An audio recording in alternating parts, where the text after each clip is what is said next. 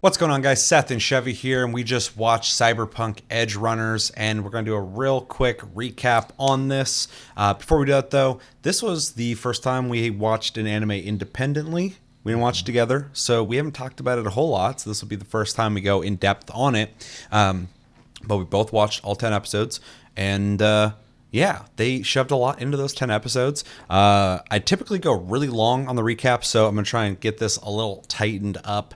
The story is essentially about, it's set like a year before 2077. And so it is not necessarily a prequel, but before the game that coincides with this. They are related. It's about a guy named David Martinez, who essentially is in the beginning of the anime younger, and he is impoverished, going to an academy that his mom is paying for, and corp school, and not having the best time there.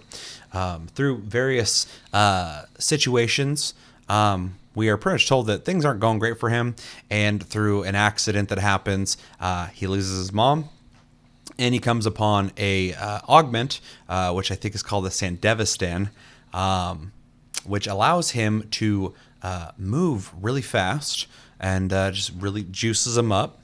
Fucks up at school because he's like, fuck everything because of the events that have happened to him. And he ends up running into some Edgerunners, some people who are looking for the Sandevistan, and through various situations ends up joining up with them, starts living the cyberpunk lifestyle, develops a almost mentor with one of the Edgerunners, who is Maine, and then starts developing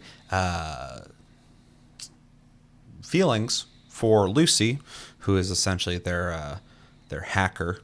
And yeah, we kind of go through a lot of different situations, a lot of gigs. They go on a lot of jobs, typical cyberpunk stuff you would expect.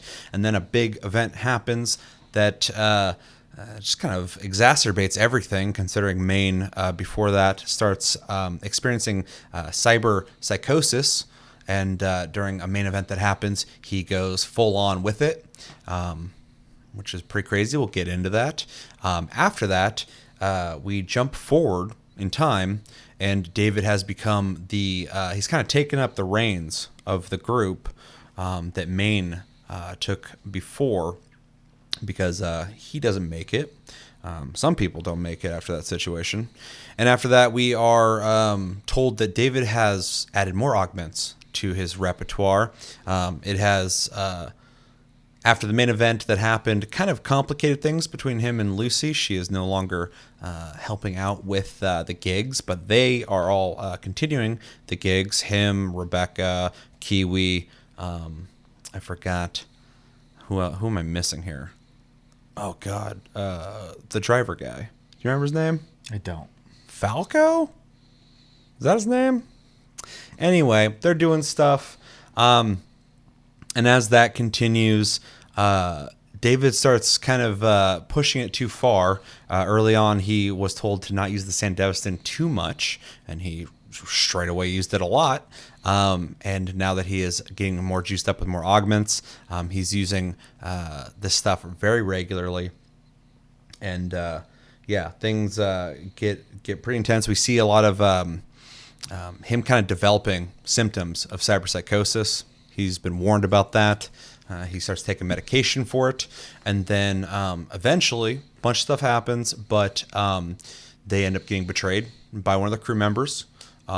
Lucy gets captured, and an elaborate plot is used to essentially get the crew to get ambushed out in the desert. David is kind of tricked into getting himself into, I forgot what it's called, that giant fucking... It's an exoskeleton. Exoskeleton. And then after that, it's pretty much, they find out who betrayed them, and essentially where they need to go and what they need to do. So they head over to Arasaka's headquarters to essentially do a rescue operation for Lucy. All the while, some really crazy action sequences are happening. While being chased by Militech. Yeah. While being chased by Militech. We also see a lot of crazy action sequences with David going insane and using like gravity powers to fucking decimate whole groups of people, vehicles, all sorts of shit. It's really wild. And yeah, he starts kind of seeing his mom and kind of going crazy, talking about how she always wanted him to go to the top of the tower. And yeah, they go in there. Adam Smasher from 2077 gets recruited to stop this situation and take down David and the team. Yeah, crazy fight ensues there between David and Adam Smasher. Everybody else, we get some losses. There's some memes about a specific character that we'll talk about, I'm sure, in our conversation.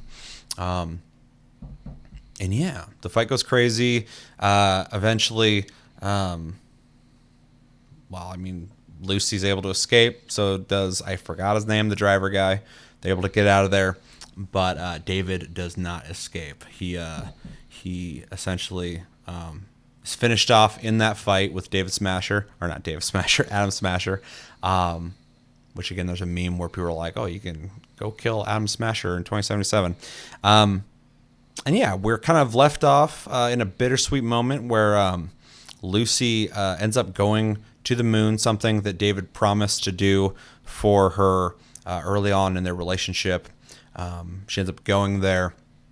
It's just her, and she sees David there, and it's, like I said, very bittersweet because he said he would take her to the moon, and he did. So he does all the things he said he was going to do. He goes to the top of the tower, goes to the moon with her, kind of, and it's pretty intense. The story is almost a cautionary tale, similar to like something like Scarface, which is kind of weird.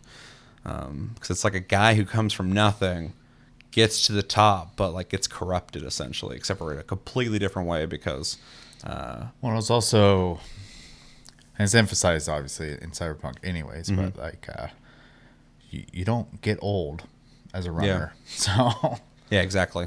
Well, and the one thing that the pen and paper game, the video game, and the anime surprisingly really convey well is that human life is not worth a whole lot. It's a pretty, like the whole scene where they're on the freeway and people are like shooting and stuff and the accident happens.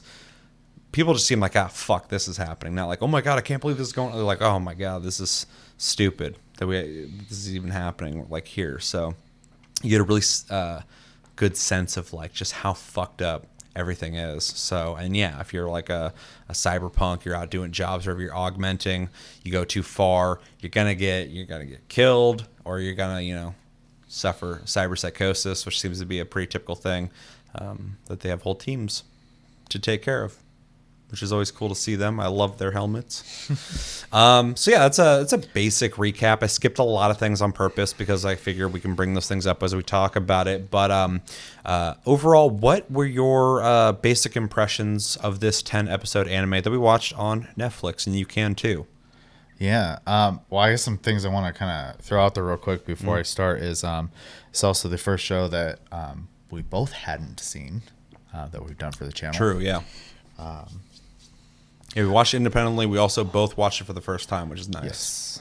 Yes. So there was no me just waiting to hear, your opinion on it, and just kind of reinforcing, my thoughts that I've had plenty of time to brew on. It's not just me going, I liked it. You're like, yeah, you did. I liked it too. Yeah. I'm like, cool. It's also worth noting too that I watched it in Japanese subs. I also did. But I have caught some clips of it with English dubbing, and it sounds like the English dub's actually pretty decent as well. So maybe worth rewatching in English. Yeah, it's only 10 episodes. So, but I'm just putting it out there in case, like, you have a preference. They both sound pretty good to me. There's actually quite a bit of people I saw complaining about the way that they did do the subtitles in Japanese. I didn't have an issue with it, but some people were really upset with it. Yeah, I think Netflix's subtitles are too reminiscent of TV's subtitles. Like, I think closed captioning? Yes. Yeah, I can see that. And versus, like, I think a lot of anime fans are kind of used to, especially old school, fan subbing, and then with the more legitimacy of things at Crunchyroll and et cetera.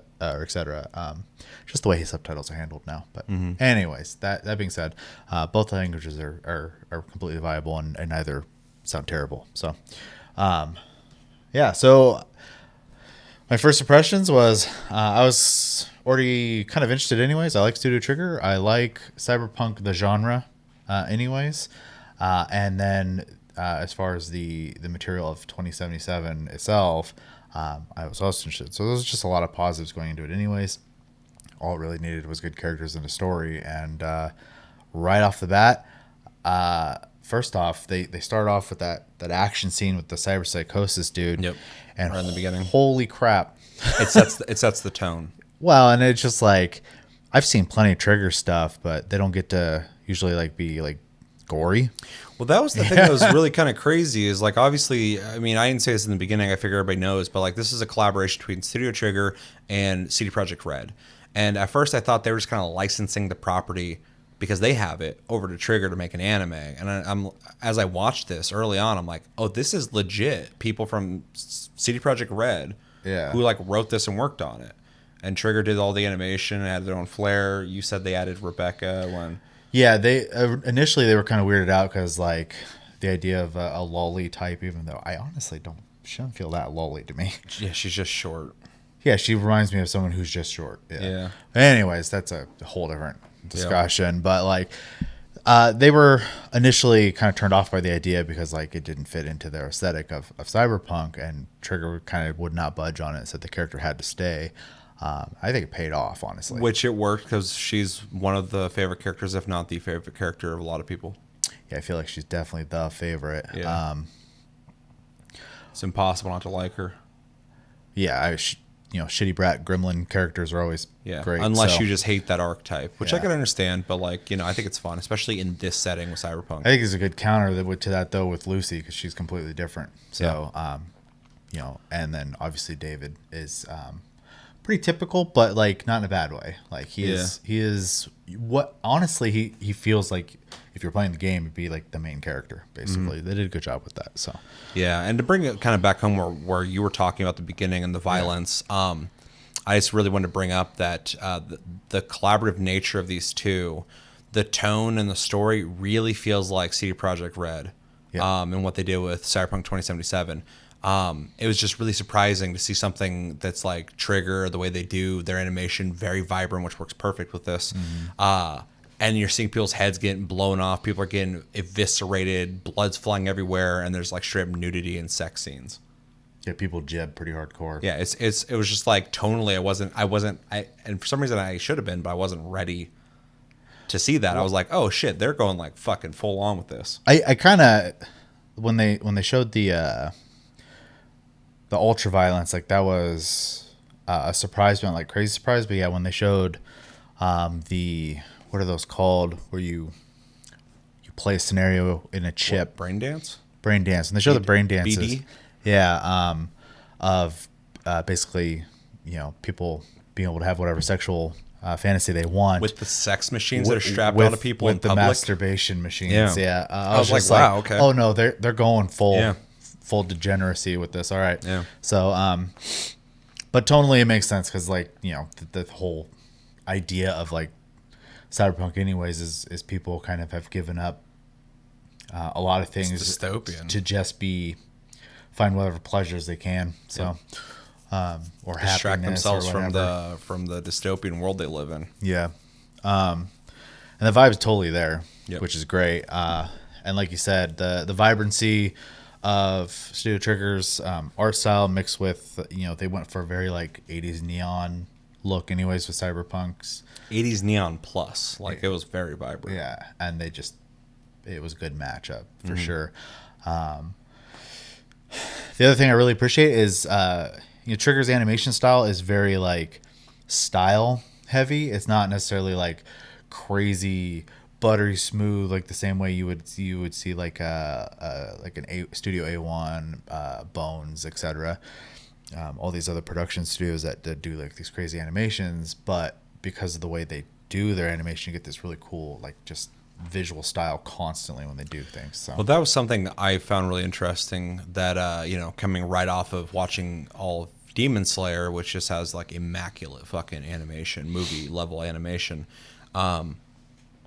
This doesn't have that, but I don't mean that in a negative way because I don't think a lot of things are going to have that. But the thing Trigger offers is style, like you said. It is so stylized, and not even just like the visual style, but like the animation style of like each frame. There's some really weird, almost comedic animations that are happening. It's really it's vibrant on its own, and how ridiculous it is. And it's really interesting to see that kind of juxtaposed with like the dark, gritty nature of the story.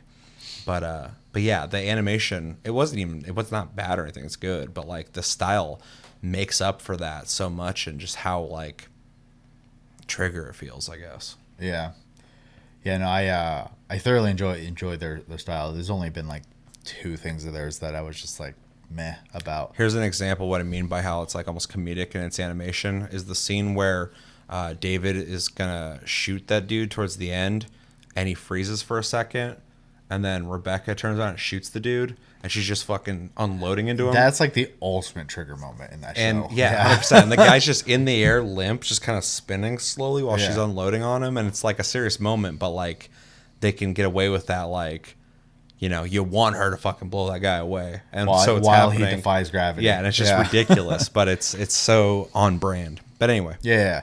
So yeah, we go through, and it shows David and his life, like you had brought up earlier. And the first episode, I think, is really great tone setting for the entire show, because you get all this.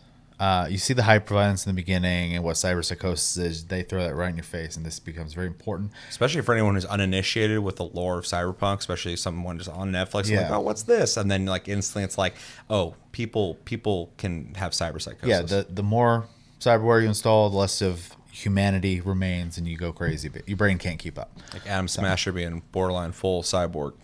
Yeah, he's a rarity though. Yeah. So yeah, you get that, and then you get a guy with no cyberware as your main character, trying to be in a good school to become a corporate worker in a world where those are the only places you're making money is through corporations, or the handful of like big gangs that might be able to give you enough money, but it's mostly corpo money, because even they're usually working for the big corporations. So you see this mom's a EMT basically, and all her money is being put into putting this kid in school. But then like you get these visions of him in school, and he's like got like second rate gear, and all these corpo kids are in there, and they have like nice clothes. He's not only doesn't belong there, but he's not welcome. Yeah, like nobody wants him there. He's kind of a delinquent. It's just not that she wants something better for him, but it's just not going to happen, especially in this world. But I think it was really important to kind of like show this guy and like what like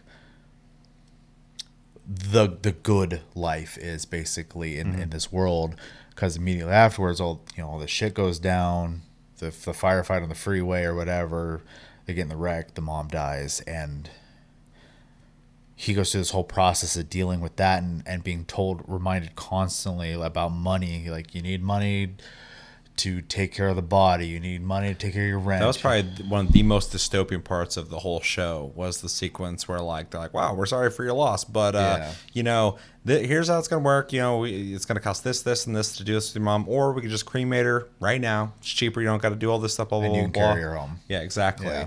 And he's just sitting there, just like, this is the world he lives in, so he's just like dealing with it. He's not really processing the situation. Everything's just boom, boom, boom. Let's go. Like, your mom's dead. Let's get her cremated so you can get the fuck out of here. Yeah, and pay us. And so you get this situation, and he's dealing with that, and then the basically the rich kids show up and remind him that they don't want him there, and then he's got to deal with that, and they're all cyber. They have a bunch of cyberware and stuff, and he finally gets mad enough to like swing because he's emotionally screwed up right now. he gets his ass handed to him because he has no cyberware. And so that basically gets him to a point where once, he goes home and his mom had, some cyberware from a scene she had been to as an EMT, and he takes it to the doctor and he's just like, fuck it, dude, put it in me. I can't, I gotta do something. I can't just not. I can't keep going to the school. I'm not welcome there. I got to do something else. Yeah, all the circumstances push him to the edge of doing that. And it's always kind of relayed in the show that he's special. So, like, once he gets that hooked up, they're like, tell him, don't do this, don't do that. But he always exceeds it. We're like, what the fuck? Yeah. And so the only reason I went through the whole first episode is because I think it's a good tonal understanding of the whole show. And at that point, and this is kind of an important thing, I was hooked like instantly. They did a really good job of giving you everything you needed to be curious on what's going to happen to this guy. You're mad at the world he lives in.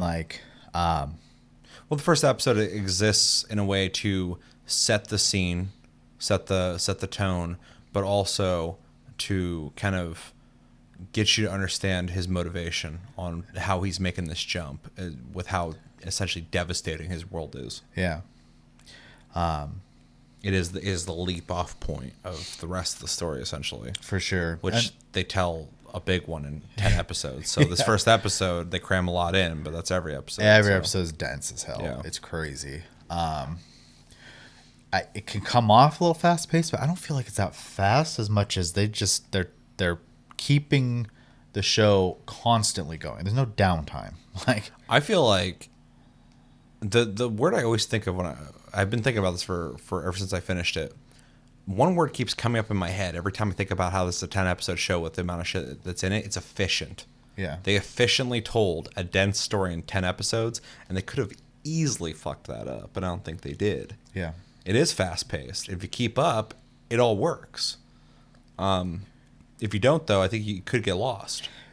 Yeah, I get weirded out by that, and it's not the wrong phrase, but I get weirded out by the phrase because, like, another example of fast paced would be like the last 2 seasons of Game of Thrones, and that fucked up the show. So Sure, it wasn't done as responsibly. yeah. So this was done, I think, very well Yeah. in terms of how small of a season it is. Mm-hmm. So I'm not going to go through necessarily the entirety of the events of the show, but like my impressions, obviously, as we start meeting characters. We are hoping that anybody watching this, especially at this point, has seen the 10 episodes. Yeah, Otherwise, we spoiled a lot for you. So we meet Lucy, and right off the bat, really liked the character. Even when she basically betrays him, I still liked her character. I was like, they did this character really well, like right off the bat. One thing, not to jump too far ahead, I think they did a good job with the characters in general. The whole show. Yeah. Yeah. It's impressive because typically, like, there's a character I like a lot. There's a couple characters I like a lot. Some of them are okay, but like all of them, I think they really nailed. And even when he got betrayed, you don't want him to get betrayed. Because you're like, man, he's been through a lot, and then he's getting fucked over more with someone he felt like he had a connection with because she takes him to her apartment after the whole train thing. Yeah. And they do the brain dance thing, and then when he wakes up, he's got the That whole brain crew. dance scene was so good. Very good, yeah. Yeah. It was. That's something I want to talk about too, is the soundtrack and the score. But the music met with the scenes in that scene were really fucking good. Yeah, I especially like. It's kind of a play on there. There was that, like, I think it was like an Instagram thing where like the gal was like having her boyfriend follow her around with her hand behind her. Oh yeah. Yeah, but that when that was happening, she just like kept beckoning him on while still just walking forward. I was just like, this is really well done scene. So It's crazy too how they establish a romantic relationship between two characters in 10 episodes. yeah, That has weight to it. yeah, it's a little crazy, and it doesn't feel forced either. No, I would great. call that out instantly because I think a lot of romance and things is really cheesy. Yeah, for sure. So yeah, I love Lucy's character, and through the entirety of the show, her constant development and her reasons for her decisions are always like understandable, and I believe it every time. So Yeah, she's kind of a difficult character, not in a negative way, but she's kind of, always kind of not necessarily the hold up, but everyone else is like gung ho, ready to go, do all this crazy shit. And in the beginning, she kind of plays off a lot of things really cool anyway. Like when he's getting betrayed, she's just like, well, sorry, this is just what it is. But even later, when she separates from the crew, you want her to be back in, but she's not. But I like that she's not, because it just adds a depth to everything that makes her stand out. Well, especially because not just like a blank slate character. It doesn't tell you. Sense. It doesn't tell you necessarily why she's doing that right off the bat. Yeah. It's kind of left to interpretation, and then it finally does slowly by telling her backstory, which leads into what she saw when she was hacking into that dude's brain, and she was like, "Oh shit, I have more important things to worry about for her." So, and it's just wonderfully done. But that scene where her and the kids were escaping was fucking intense. Yeah, where she just like, I just kept running, and she could just hear people like getting killed behind her and shit. Yeah, that was crazy. And I was like, ugh. And then she finds out that Sokka's got their eyes on on David now, and she's like, I have to stop them from finding him. So, yeah, it was. Anyways, because he's special, and they want to get him hooked up. Yeah, they want to test the shit out of him. Yeah. So, which is just so fucking. The whole thing is just so dark. The whole story is really dark, which was. I just kept thinking about that every episode. I'm like, this story is just like fucking bleak, man. Which is what it should be. Yeah. But it's just, and I loved like what I saw of it, but like I was like, God damn, dude, there's like no good way this is gonna end. And it's kind of crazy too, because like it's bleak, but mostly like kind of action packed, and like things are going good for him for like half the show. When the characters are likable, you like their relationships and stuff. So it's and then the second half, there's like, hey, do you want to feel something? As soon as Maine dies, which was like it was like really impactful. The way it changes David is like, whoa, okay, like he's a different guy now. Yeah, and I didn't realize they're gonna like do a time skip and have him be grown up. That was really that nice wasn't spoiled for me. So I was like, oh, okay. But anyways, we're jumping around here. We are, but I mean, this is a lot to general thoughts, anyways. Yep. So yeah, we meet the rest of the crew after the betrayal or whatever, and every single one of them. As much as like I could, like if you gave me a visual of those characters, I probably wouldn't have cared. But through their development and discussions and conversations with each other, I liked every one of them. Every single character in his crew. I forgot his name, but Rebecca's brother, the guy with the fingers, the first guy that dies. At first, I was like, I can't stand that guy, just the way he looked and shit. But then, like as soon as they all got buddy, I'm like, nah, I like all these characters. Yeah, he's just like real eccentric.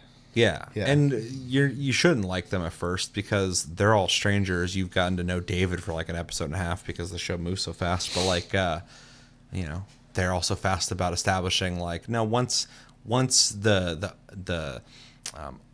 things are understood, and they start working together, you're allowed to view these characters as more friendly characters. But when they're like, you have that shit we're supposed to have, like. Yeah, that's ours. Like that's just. It's not like we hate David. Like we're supposed to get that. Why the fuck do you have it? We paid for that. It's ours. Exactly. Yeah.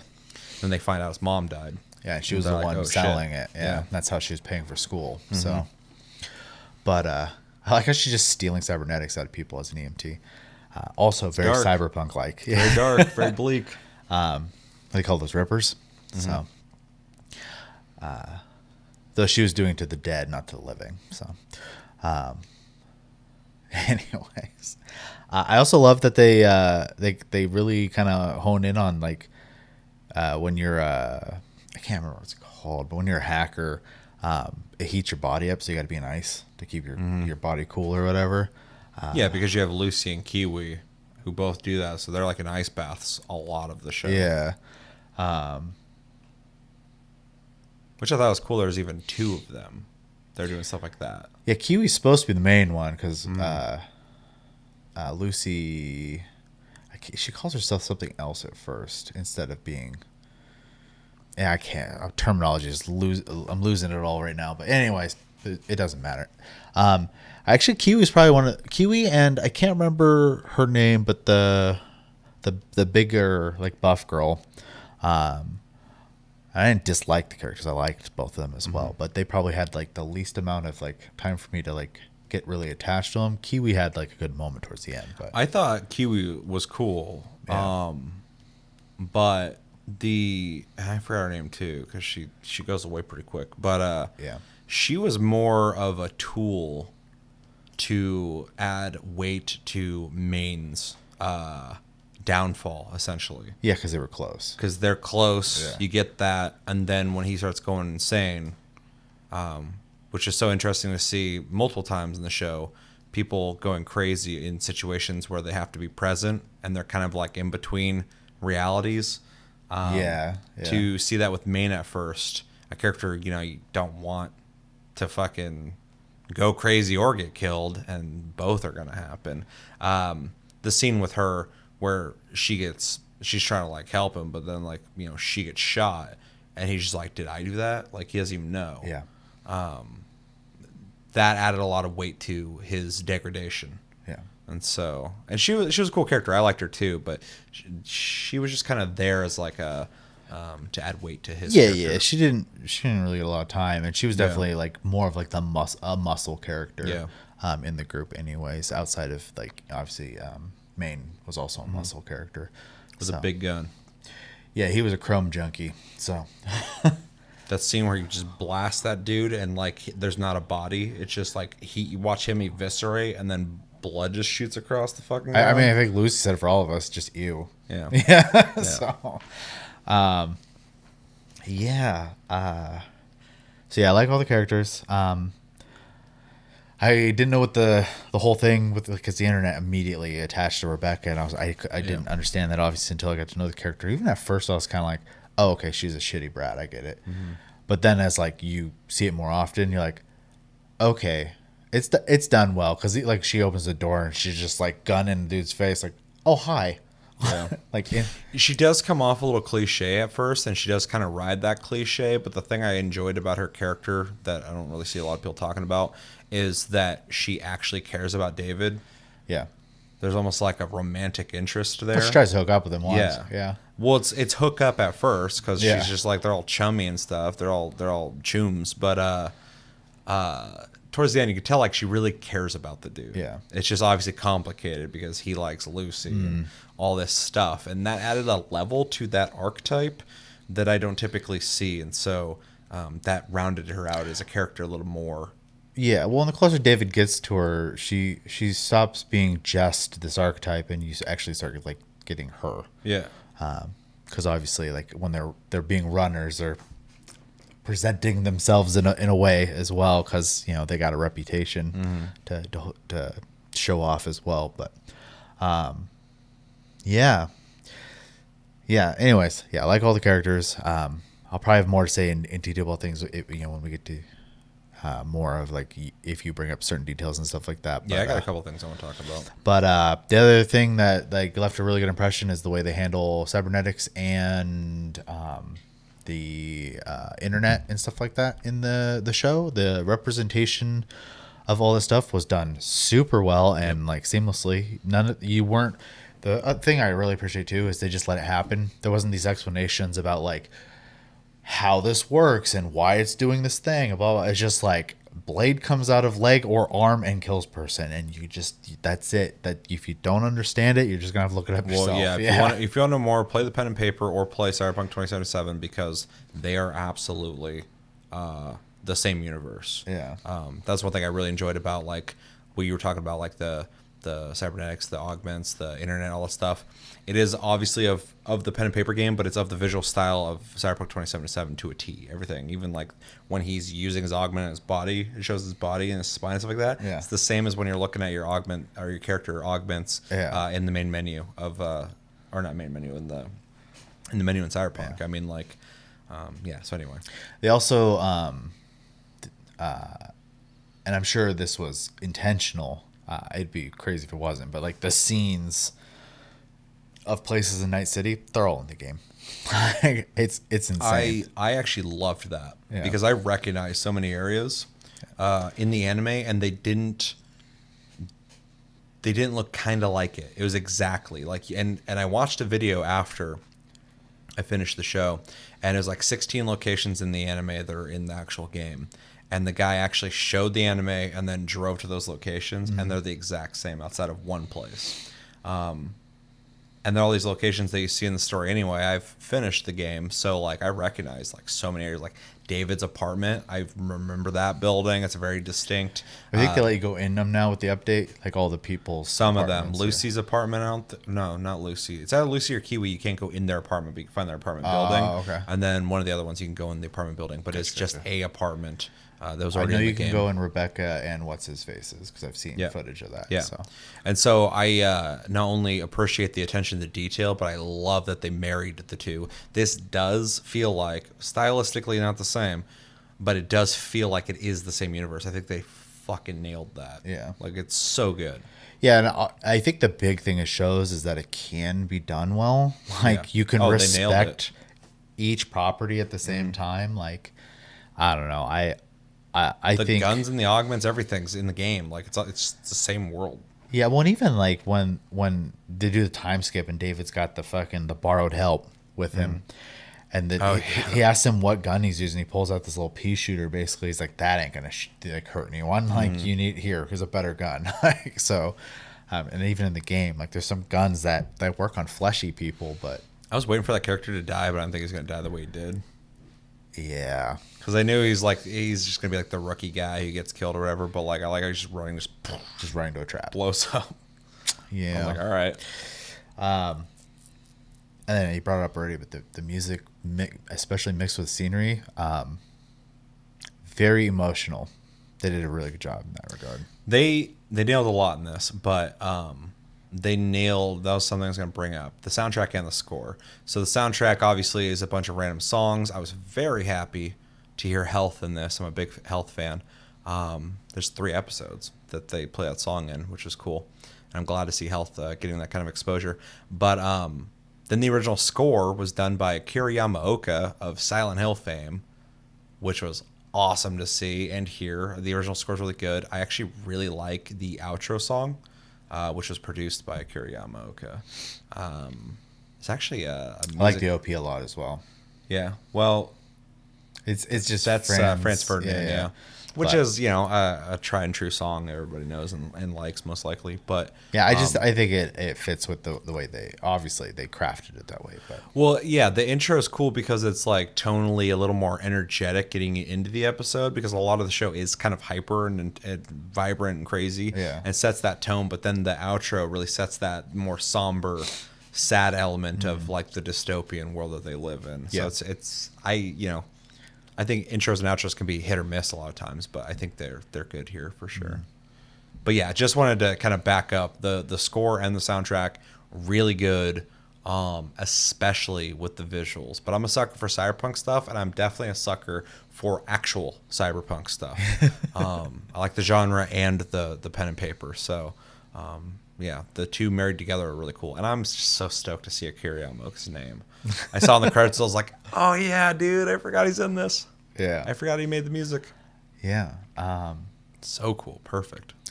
And then there are stakes, as we see. There's only stakes. Everyone dies except for two people live. The driver guy, which I think his name's Falco. I think it is, and Lucy. But everyone dies, which is wild. And the way some people die, specifically when they kind of show the tone with Maine, I was like, oh wow, we're gonna kill people, and it's not gonna just be like, oh, they, like the first guy when he got shot by the cyber, that was really telegraphed. But like watching Maine's meltdown happen, I was like, this is crazy. Well, I knew Maine was gonna go crazy, and I knew he was probably gonna die from it. They were either gonna have to put him down or whatever. But it's in this scene where it's like, the I forget what they're called, but the teams are like coming in or whatever. Because so it's in this exaggerated that guy. Yeah, exactly. It's in this like already crazy situation. It's the worst time for him to be doing that, but he's doing it, and he's still killing people. But like killing everybody, you don't know who he's gonna kill. Yeah, because he's just going crazy. And then when David comes to help him, that scene's really intense because you're like, you don't even know if you can really trust him. He's kind of talking to you, but he's kind of going crazy. And David, at that point in the story, is kind of the do-good hero, even though he's dystopian in some of his earlier stuff, like getting up to some bullshit. But in that moment, he like wants to stick with it and try and stay there with him. And yeah, that whole part added a lot of weight to the character. And yeah, and it's really it's wild too, because like whenever they showed Maine's face, you could see he was like, he was definitely sad, but he was also like kind of vacant. Yeah, which was almost haunting looking, but it also is creepy because later David starts looking like that. Especially after it. He has that like just like gaunt like stare, but then later he starts kind of looking like that more often. Yeah. Especially when he starts getting like more crazy or whatever. And it's like you can see the humanity leaving. The humanity leaving, the vacancy there. It's creepy the way they decided to do that, because a lot of the characters in the animation is like vibrant, funny looking. People are like low detail sometimes, just like doing weird stuff. And then you have like these super detailed, just like really depressing looking faces or whatever. And you're like, "Ooh, shit." Yeah. So, yeah. I mean, honestly, I don't think I have any downsides to this whole show. I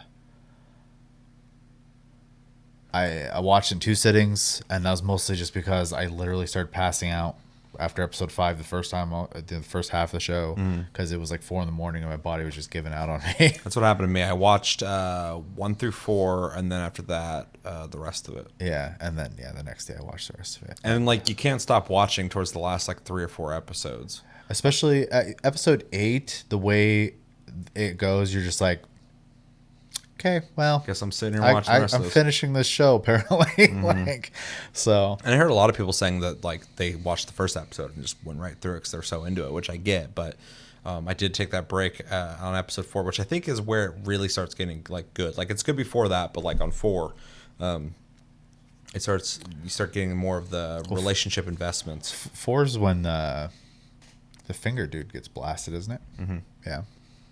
And I think that's also the episode where David and Lucy get closer.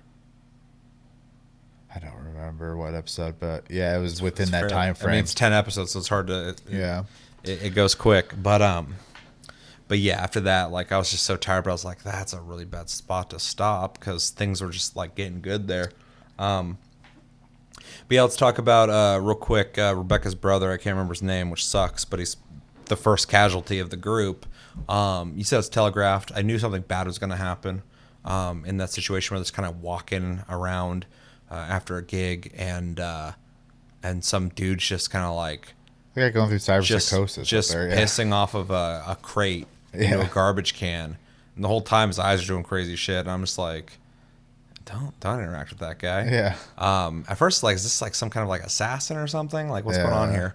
And obviously that visual's more for us than it is for the characters. Sure. Yeah. But yeah, seeing him, I was just like, I was trying to figure out if he's just a crazy dude or if there's more to it, because it's cyberpunk. There's a lot of espionage.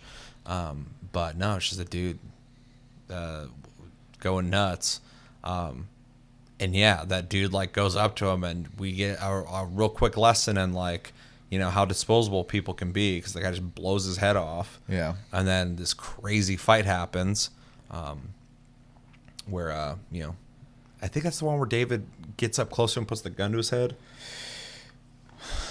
I think so. I know it basically starts off because like Rebecca, you know, freaks out instantly, just starts shooting at him or whatever, and then she does that anyway, but it was her brother.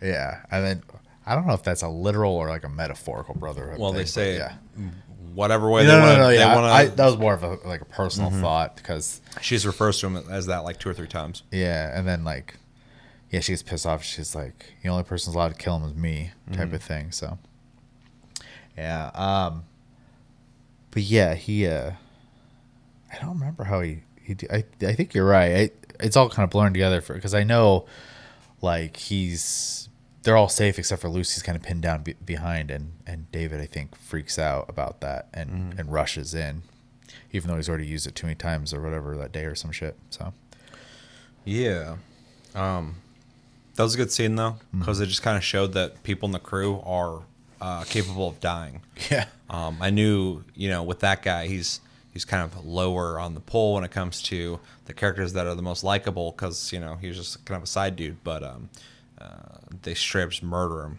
out of nowhere. So it's like, oh, okay, they're willing to do that. Yeah, well, and then they show his head and it's like half missing, and there's like mixture of metal and flesh sticking out of the They top. really push grotesque deaths even with the main characters, because when Rebecca is atom smashed, her body's fucking mangled. And it's just like, whoa. Yeah. Like, they didn't even give her like a, oh, she's going to slowly fade out and die. Like, she's going boom, and she's just mangled and dead. And it's like, which makes you go like, whoa, shit, like, kill that guy for doing that. Yeah, it was wild. Even David's death is, there's a little bit of build up to it, but he just like blasts him right in the face. Boom. But the way they did it visually was really neat, because it just kind of turns to one color and fades out. But you expect it to happen because he's past the point of no return. So yeah, they talk about it for like 2 episodes that he's boned pretty much. So yeah, or they lead up to it. So yeah, the whole Kiwi thing though was interesting. A little expected and cliche as it plays out. She works with that one dude. I forgot his name. You can't remember. He's a fixer. Faraday. Yeah. Faraday. She works with that dude, but then he ends up betraying her. And then she gets chased down. She gives them information. I thought it was cool that as they're like chasing her down, she like takes out a couple people at the very end. They start shooting her, and then one guy's head just goes. Psh. Yeah, because she fries his head. Yeah, it was a nice little detail that kind of shows that she didn't go out and like guns blazing, but she's a hacker and she's able to just pop people's heads, just kill a dude instantly. So I thought that was a nice touch. Kind of went with her character being kind of a I don't know, kind of the elusive character that she is. I thought it was a fitting finale for her. Falco gets kind of dropped on us after the main event happens that changes David forever and the whole crew. He's a likable character, kind of straightforward, kind of a groovy dude who drives. He's like 1970s, got thrown into the 2070s. Yeah, he looks very out of place, but also with the crazy fashions of Cyberpunk, I'm like, he's pretty mild, honestly. Everyone looks however the fuck they want. So. Yeah. So yeah, the Lucy pretty much looks the part, like 100%. Yeah. In her design. So yeah, her hair was pretty cool the way they did it. Well, even like her like very 80s style outfit and stuff like that. So yeah, no, when they showed that guy, and he's just like Joe Everyman with a mustache, I was like, what the fuck? He looks like Anchorman. Yeah. But yeah, he was good. He served his purpose, at least as a character. So kind of weird that he survived out of everyone, though. So it couldn't just be her, and I think he was kind of perfect because like you only knew him enough to like him a little bit. I don't have the same connection with him as the rest of the people, but you knew he was like just the driver, down to do the jobs kind of guy. Yeah. Chill guy, but if he lives or dies, it doesn't really impact it too much. It just kind of adds that some people got away, but not everybody. I mean, virtually everyone else just gets murdered. Yeah. But yeah, really interesting though how obviously you expect David to die, but like that Lucy's the only one who gets away is really interesting because like I feel like they could have let a lot of other people survive possibly too, but there's like, no, dude, like this was a bad situation that happened for everybody. Oh yeah. Yeah, that was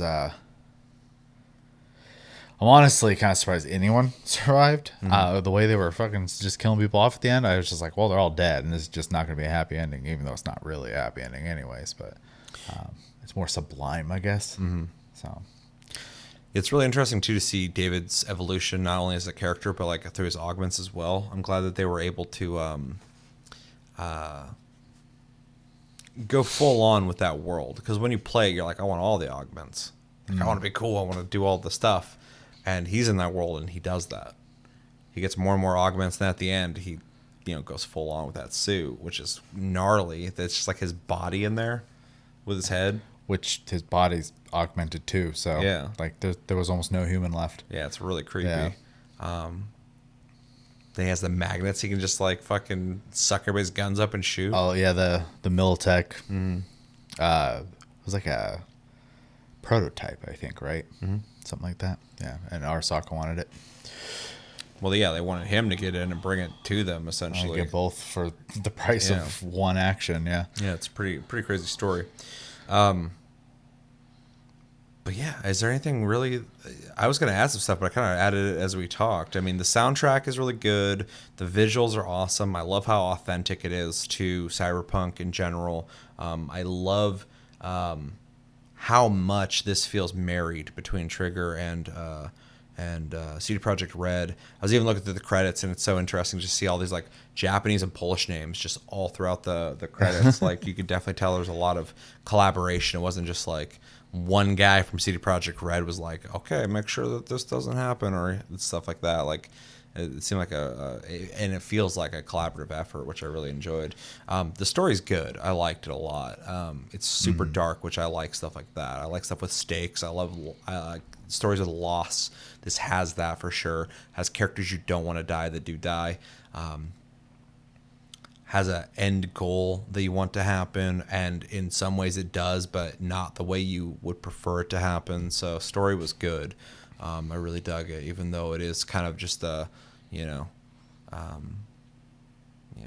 chasing success corrupts type story, but in a very different way, because literally corrupts through augmentation, not just like morality or choices or whatever. Yeah, animation's good, style's awesome. I thought overall it was really good. And again, super efficient. It's 10 episodes, and they told a very satisfying story with satisfying characters. And this also doesn't feel like a cash grab.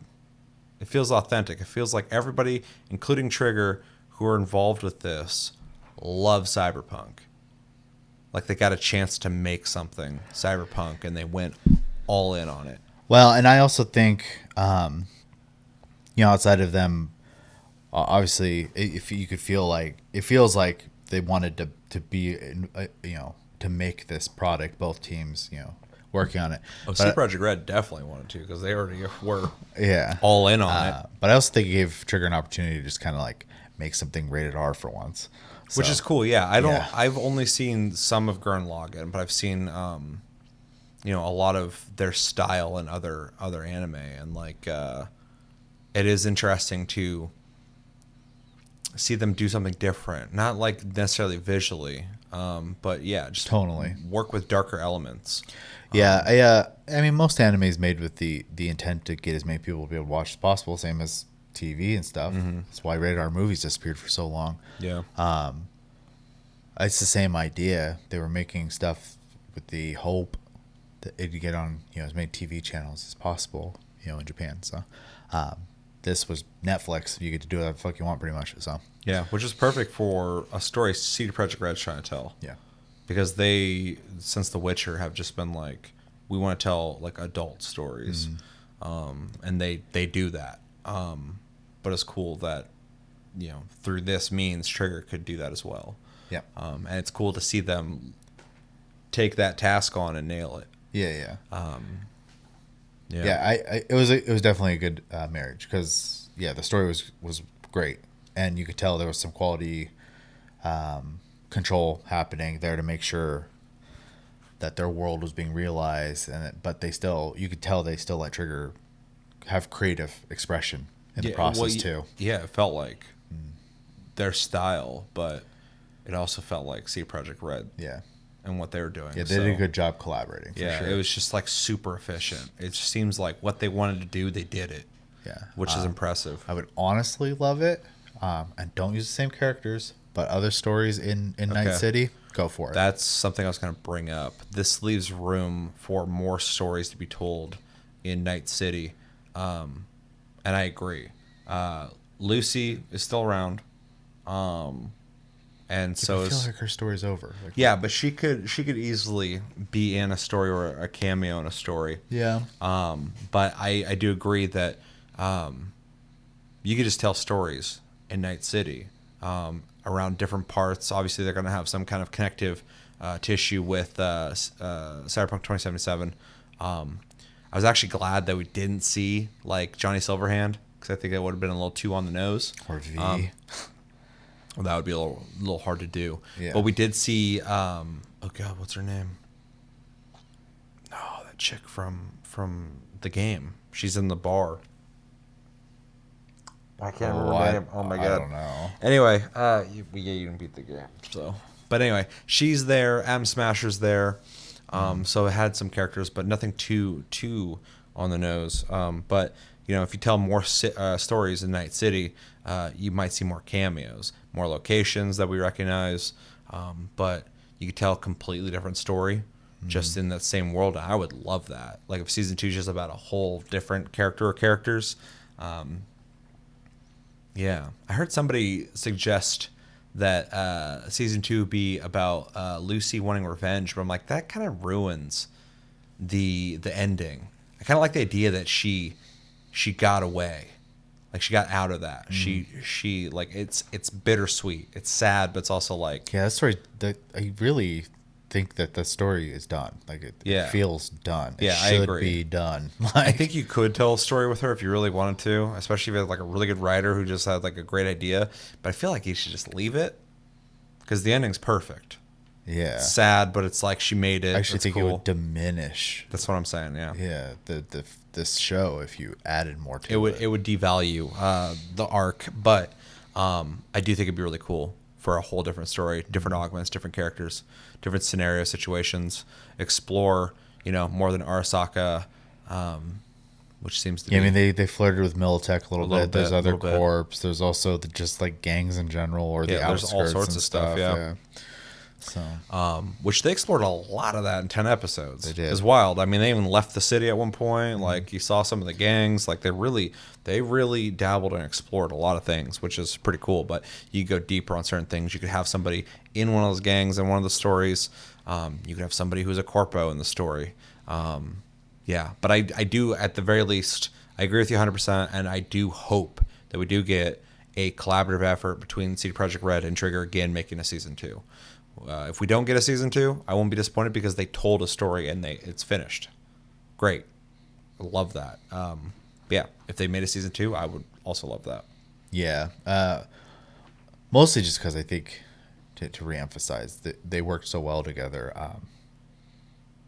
Though also, that does also bring up a possible concern of, was that just like kind of magic in the bottle at the moment too? Could have been. So I don't know. We get a season 2 and completely hate it. Yeah. I mean, they could also just like try other studios too. As much as I love Trigger, but it'd be more of like an Animatrix thing at that point. So I think they did such a good job together, though. It'd be cool to see them do it again on a season 2. But now that you're saying that, it would be kind of neat to dabble with another studio and have like a completely different visual style, but still maintain the landmarks, the augments, the guns, the vehicles that are all from the game. Yeah. I think it'd be pretty cool too. Yeah, but I mean, really what it comes down to is, I think what it showed was that CD Projekt Red can tell a story that works in anime and doesn't devalue the game. It just adds, especially when they do tie-ins in the game too, because it made people come back to it. So yeah, it's crazy. Especially because they added that DLC. I haven't checked it out yet, but the Edgerunners. I just reinstalled Cyberpunk. Yeah, I'm about to. I'm about to be one of those people. But all these people saying like, "Oh, this game's actually good." And it's like, yeah, it was good when I beat it. But it was really smart for them to release this. I don't know if they thought it was going to be as well received as it has been. I'm sure they hoped that. But it's really smart as a cross promotion, especially almost 2 years out from the game releasing. To release this. They announced this a long time ago that they're going to do this, and then have a DLC where you do a mission where there's a couple things from the anime in it. You get David's jacket and all that stuff like that. Really smart cross promotion, because it worked. Yeah. People watch the anime, they're either like, oh yeah, I really liked that game, I should play it again, or I should go do that mission. Or people watch it and they're like, that was good. Was the game good? And then they played it, and it's like, it's genius. I mean, that game didn't need help outside of maybe PR, because it's sold. well. Like people, there's people who are like Cyberpunk failed. I'm like, no, it didn't. Yeah, no. There's just some vocal people who did not like the game, whether they played it or not. But there's a lot of people who bought it, a lot of people who didn't refund it, and a lot of people who did like it who didn't want to talk about it. And we're not here to talk about the game and that drama. We've talked about it extensively over on Tasty Lou Gaming. Check that out. But it's just interesting to kind of see the conversation come back from the anime in like a positive light. Yeah, for sure. Which I'm happy for CD Projekt Red on that because they deserve that. I'm also happy in turn for Studio Trigger. Mm-hmm. They have some famous titles, but I think this is probably the closest to mainstream they've gotten. It's kind of cool. It's really weird because this benefits the game, but it also benefits Trigger because they're working with a title that had a shitload of hype already. That maybe somebody who doesn't watch anime watched this because of Cyberpunk, and it's on Netflix. So like anybody who's just like browsing through everything, I'm sure Netflix is thrilled too. So. Yeah, like it's just win-win for everybody. It's awesome, and it deserves it because it's good. Yeah. So. Yeah. In fact, Netflix, if you want to invest in stuff like this, is way better. So. Yeah. Yeah, it's nice to see something on Netflix and not be like, well, that was shit. It's like 90% of their content. So. Shout out to Midnight Mass though. That shit was a masterpiece. I should do a review on that. I gotta rewatch it though. I watched that when I had Delta, so that was a weird time to be watching that. Oh, I was like, the airline? What? Yeah.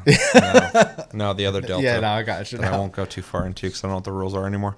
But yeah, I think we could probably, unless there's something. I'll just keep gushing. Yeah, it's easy just to pick this apart. There was never a moment where I was picking at it. I literally, one of the few times in my life, zoned out and watched a show. Mm-hmm. So. Yeah, there's no dull moments, no time where I felt like my time was being wasted. Story was really good. Mm-hmm. And again, that 10 episode arc, you're just going through it. Like there's no downtime. So yeah, with that, what would you grade the 10 episodes of Cyberpunk Edgerunners?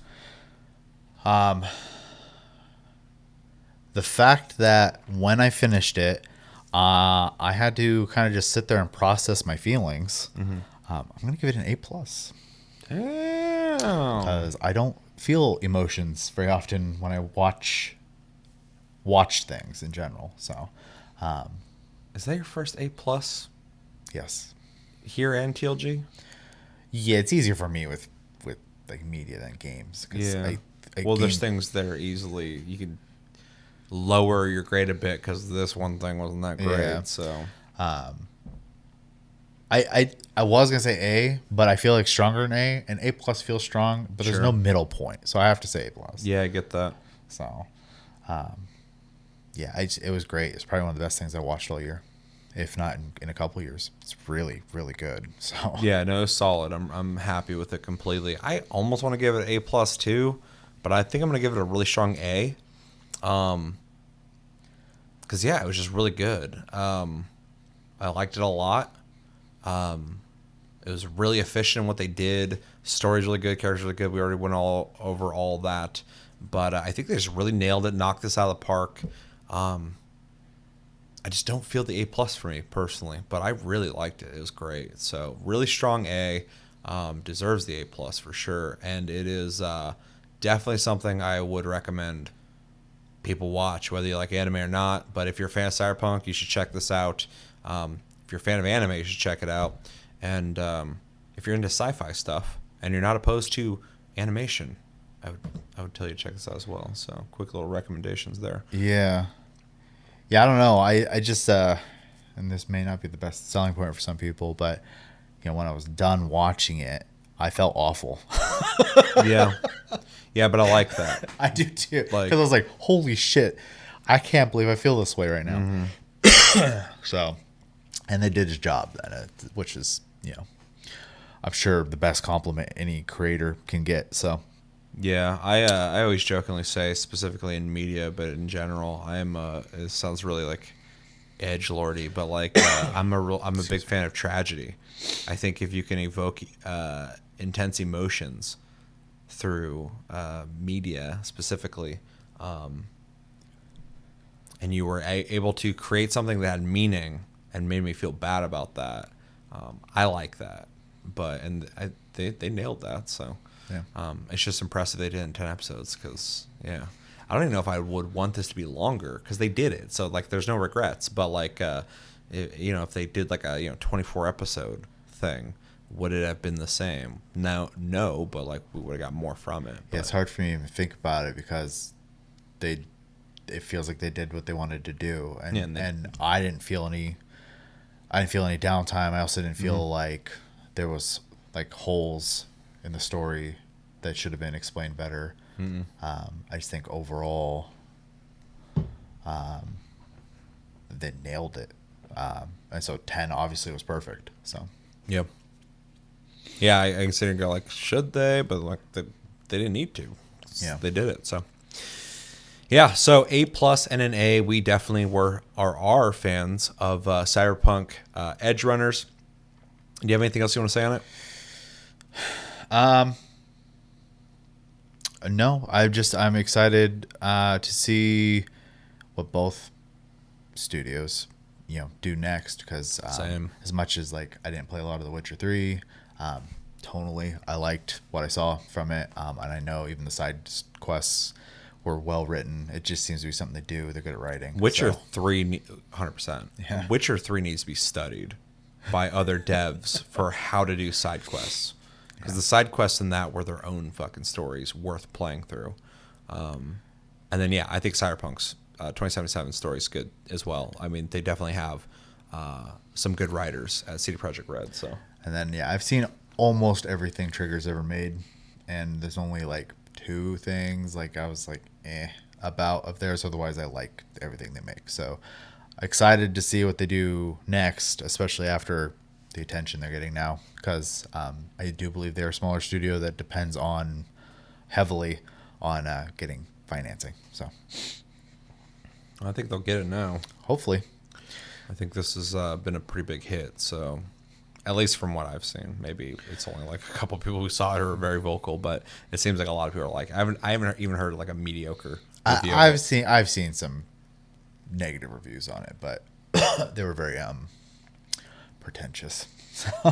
Well, yeah, and anytime anything's popular, people hate when things are popular. Yeah, they're like, "Well, why is everybody talking about this? It sucks." I've I got no patience for.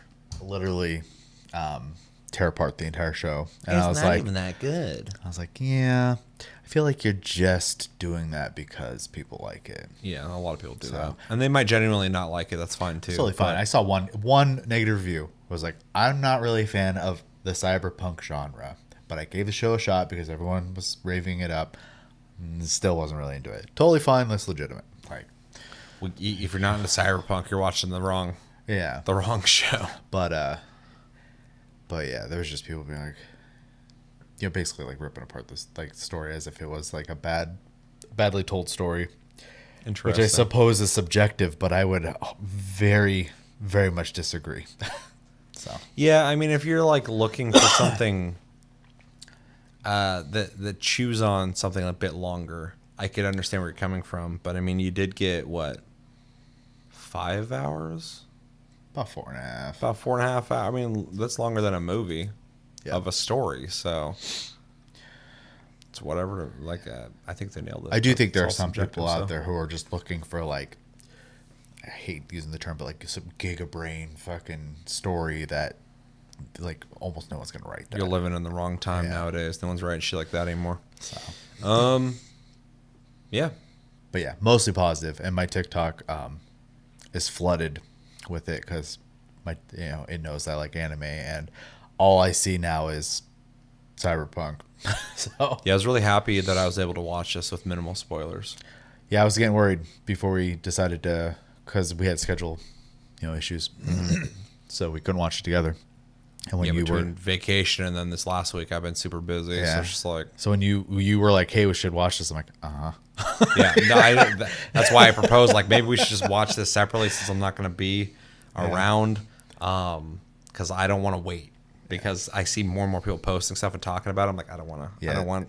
And like I said, every death, every event, didn't know it was coming. So same. outside of the things I was predicting, but like nothing was ruined for me by other people. So Yeah. I didn't even see the memes about Rebecca until after. So Yeah, I mostly saw this today, fortunately. yeah, So. it seems like it's only happening the last couple of days. So Yep. So really good. Definitely recommend it. And let us know in the comments what you guys think of Cyberpunk Edgerunners. Did you like it? Did you not like it? What did you like about it? How much did you like it? How much did you just like it? Are you a fan of Cyberpunk? Did you play the game? Did you like that? Tell me your opinions on that. But let's keep with the anime since this is Tasty Flicks. And yeah, I think that's going to do it. So thanks for watching, guys. Sticking with us on this long review. And stay tuned. We are going to start watching Jujutsu Kaisen soon, hopefully. And Maybe squeeze a movie or two in there. we got some movies we want to watch. And then, of course, there's anime coming out soon. Chainsaw Man is on the list for sure. And, October is going to be both amazing and awful at the same time. Yeah. But we got a lot to watch. Yeah. And stay tuned for it. But yeah, I've been Seth. This has been Chevy. And we'll see you later, guys. Take it easy.